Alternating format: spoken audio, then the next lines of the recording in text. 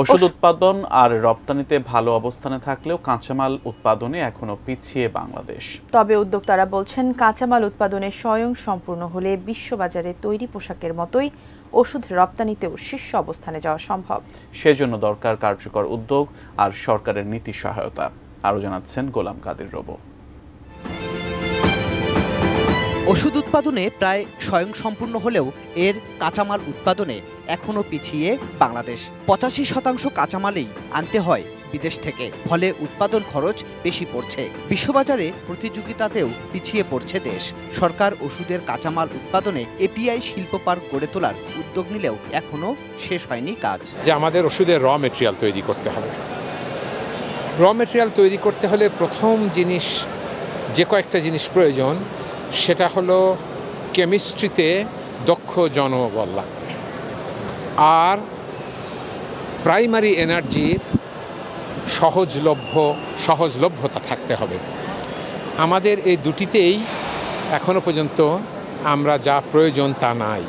এমন বাস্তবতায় ঢাকায় শুরু হয়েছে 3 দিনের এশিয়া ফার্মা এক্সপো 2025। কোয়ালিটি সম্পন্ন আন্তর্জাতিক মানের still bar CSRM, committed for better still.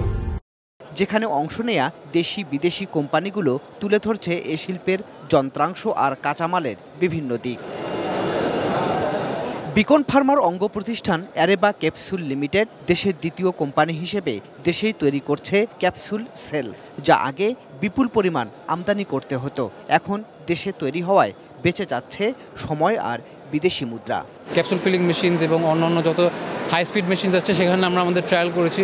সেখানে দেখেছি যে ইম্পোর্টেড ক্যাপসুল সেলসের থেকেও বেটার আমরা কিছু পারফরমেন্স পেয়েছি আমাদের ক্যাপসুল সেলসে। এখন আমাদেরকে আসলে লোকাল ফার্মাসিউটিক্যাল কোম্পানিদেরকে ওভাবে চিন্তা করা উচিত, যেহেতু আমরা better quality, best quality capsule offer করতে পারছি একটা বেটার প্রাইস, এবং যেহেতু ওনাদেরকে এলসি করা লাগছে না, ইনভেন্টরি বুক করে রাখা লাগছে না, so they can communicate with us and they can take our capsule cells and use it. 2026 সালে চূড়ান্তভাবে উন্নয়নশীল দেশে উন্নীত হলে এখন মেধাস্বত্বসহ যেসব সুবিধা বাংলাদেশ পায় তা আর থাকবে না।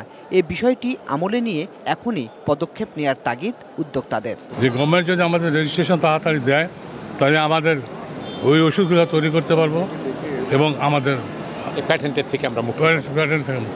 দেশের 98% চাহিদা মিটিয়ে বিশ্বের 157টি দেশে বছরে গড়ে 1,500 কোটি টাকার ঔষধ রপ্তানি হচ্ছে। গোলাম কাদের রবু, এটিএন নিউজ, ঢাকা।